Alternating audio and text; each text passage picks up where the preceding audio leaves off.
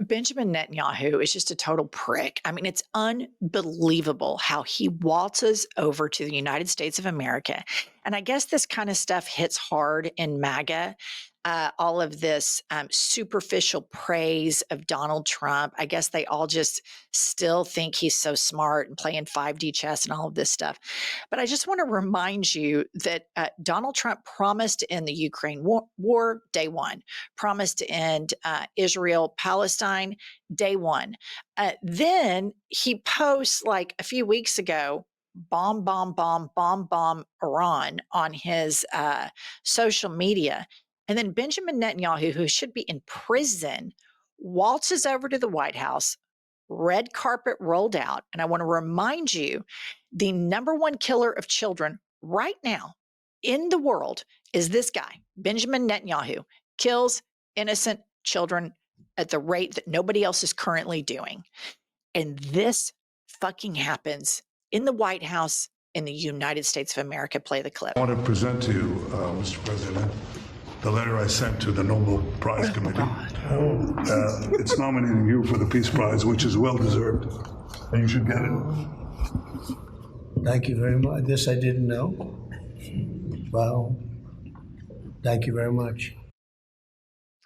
I mean, this is so nauseating and dangerous and disgusting that, like, in a matter of, months, and basically also the unraveling of Israel and the United States of America's partnership with them, and how, at least for me, I'm starting to see very clearly how one-sided this relationship is, how every politician that takes money from AIPAC puts the needs of Israel, a very hawkish country, and their military above the needs of American citizens getting health care or getting an education or having a national weather service that warns them about mass flooding, or having an FAA that makes sure planes take off and land at the same time.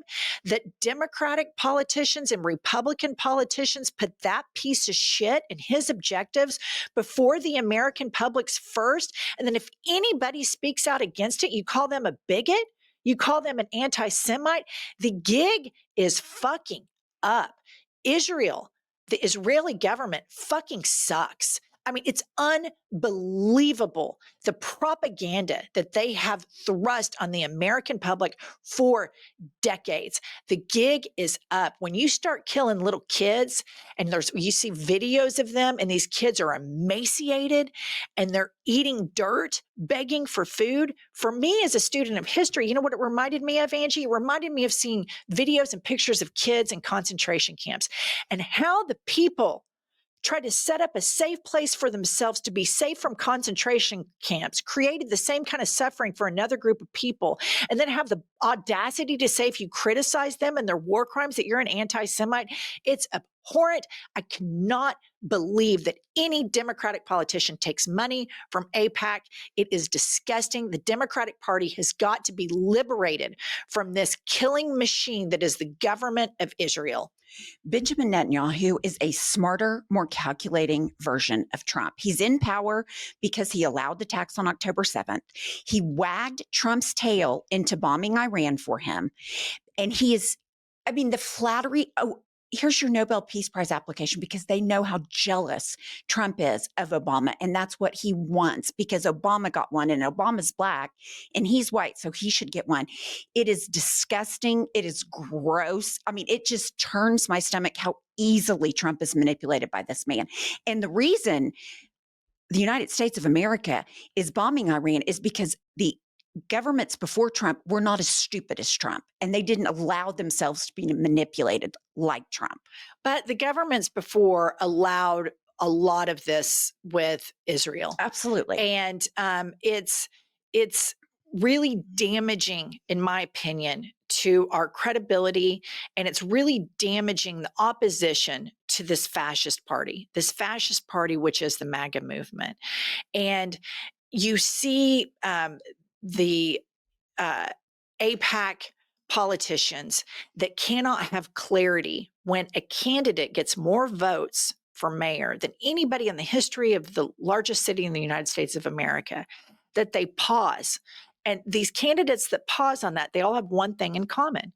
They all take money from AIPAC, a lobbyist that comes and infiltrates the United States of America and infiltrates their politicians to put the needs of bombing and bombing innocent civilians and supplying bombs to Israel, the most hawkish country on the planet right now.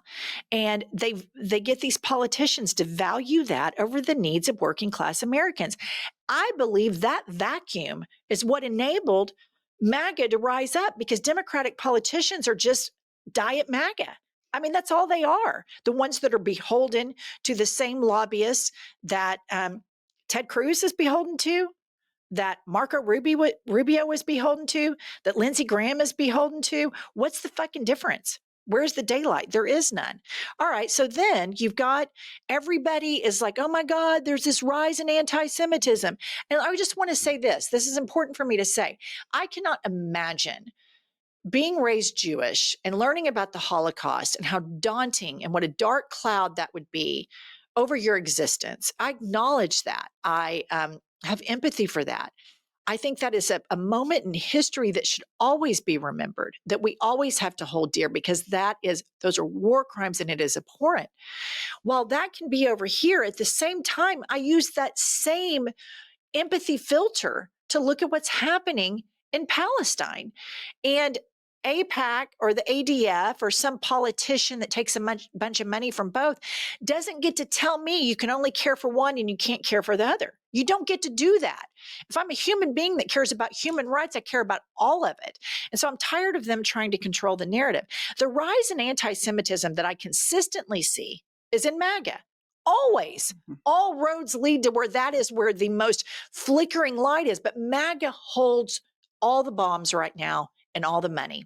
So the AIPAC and the ADF don't want to point that out, because they have to make sure all of this stuff is still going to Israel so they can kill more Palestinians.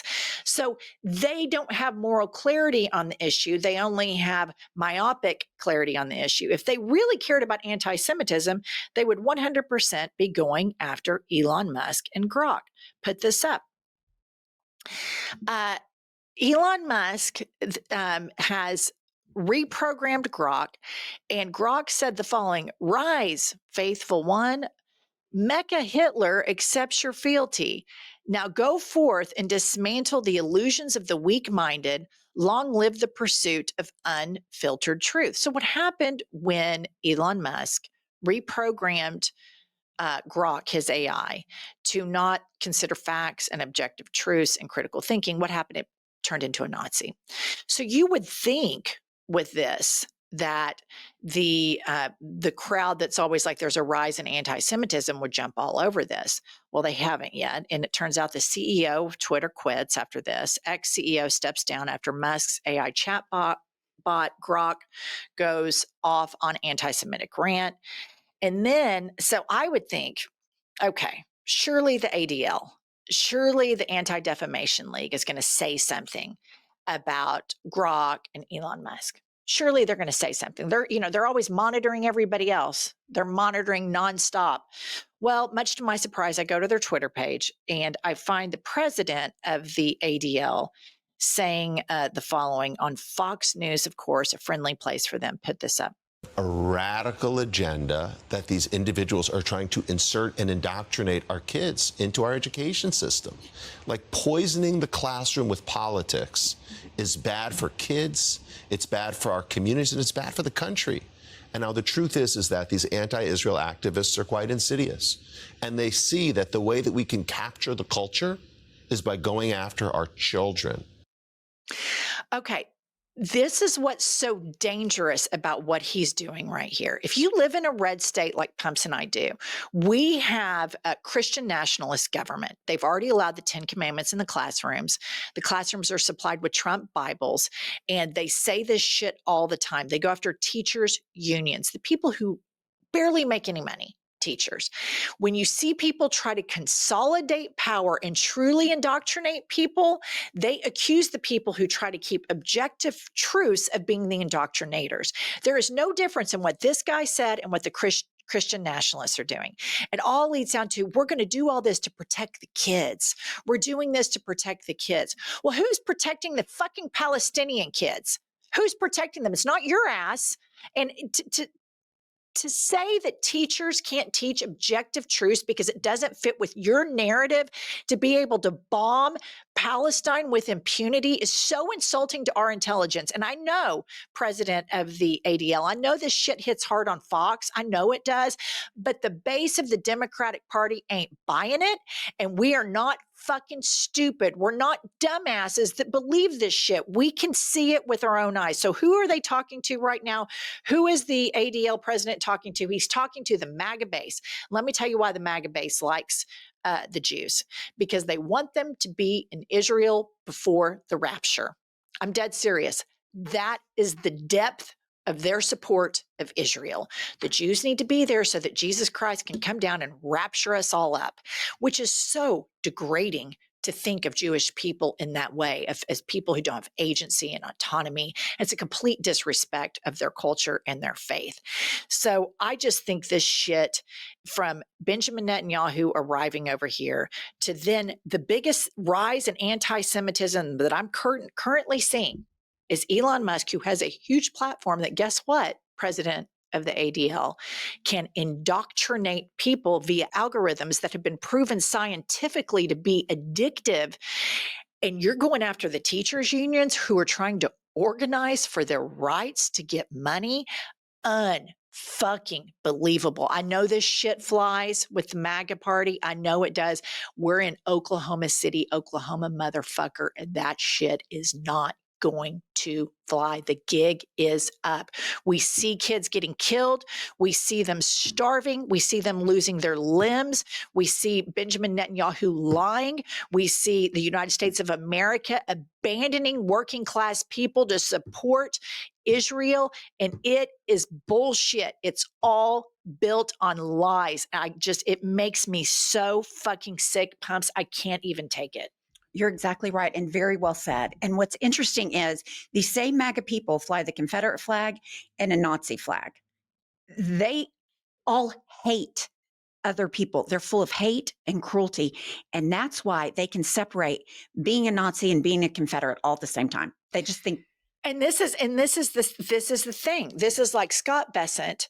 This is like Clarence Thomas. Right. Scott Bessent's gay. He joins the MAGA movement. At some point, Scott Bessent, guess what? All the homophobes are going to turn the knives on you. The ADF and AIPAC, you want to go support Republican politicians. Let me tell you something. As a person who has been born and raised in a WASP community, I can tell you this about WASPy, crusty old white people. They are equally as anti-Semitic in private conversations as they are racist. The Jew jokes and all of that stuff hits hard in the South. It hits hard in MAGA culture. And if you think they're going to be loyal to you at some point, they're not going to be. What I propose instead of all of this shit, get rid of Benjamin Netanyahu. Right. I don't even think, and it's just crazy. The biggest component to the rise in anti-Semitism are the actions of the Israeli government. The one thing that makes me pause about all this is when I see these Israelis marching in Tel Aviv, and they have these marches and they have pictures of Palestinian kids, and it says, "Not in our name." Right. And I relate to that because I see what the Trump administration is doing with disappearing people into concentration camps. And I'm an American, yet my government is doing this. And I want to say about that, not in my name. I don't support that. And so what they're trying to do, the ADL and Netanyahu and Trump, is they're trying to consolidate power with all of these authoritarians and these autocrats, and they're all hawkish and all of this stuff. And we all have to remember what connects us all. And I just am so disgusted right now by the misidentifying of anti-Semitism, because what people are seeing right now is not a rise in anti-Semitism on college campuses. On college campuses, they are seeing the rise in war crimes of the country of Israel, and they're reacting to it. And that's what people who have empathy do. So it just really sickens me how they try to blackmail everybody and pin you to a corner that you're somehow a bigot or you're somehow an anti-Semite, while at the same time, Trump pardons a guy January 6th that wears a shirt for fun because he thinks it's a real knee slapper that says Camp Auschwitz. Trump made an anti-Semitic joke last weekend in the last 7 days. Exactly. So what I have to say, watch out, because I know these people. We live in a red state and they are every bit. Old white crusty Republicans are every bit as anti-Semitic as they are racist. So be careful what you wish for. Pumps and I have grown up in these circles, and I can tell you what's said when there isn't a Jewish person in the room or there isn't a Black person in the room, and it's not good. I can tell you that for sure. Can't you, Pumps? I agree. All right. We'll see you all later.